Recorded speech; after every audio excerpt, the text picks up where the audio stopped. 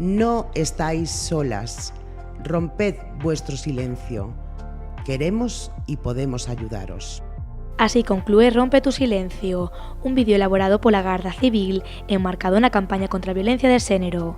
Este traballo, que forma parte do Plan Director para a Convivencia e Mellora da Seguridade, ten como objetivo principal sensibilizar a xuventude na loita contra a violencia machista, pero tamén ao mesmo tempo dar visibilidade ao traballo que fan os axentes deste corpo. El vídeo tiene imágenes que pretenden transmitir el apoyo que puede prestar y que presta la Guardia Civil, y también muy importante crear o ampliar la conciencia, esa labor de concienciación ante esta tragedia.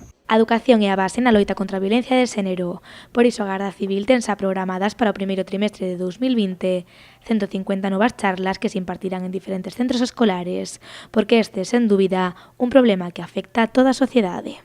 Según las estadísticas del Poder Judicial, en el segundo trimestre del año en nuestro país se juzgaron a 79 menores por casos de violencia de género.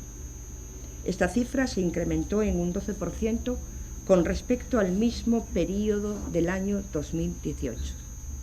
Solo en nuestra comunidad autónoma, 4 menores fueron juzgados por violencia de género en los meses de abril, mayo y junio de este año. Por lo tanto, es un problema real que afecta de manera transversal a toda la sociedad, desde los menores a los adultos. Este vídeo non sería posible sen o traballo de dúas mulleres, a directora Pilar Reñones e a guionista Milagros Domínguez.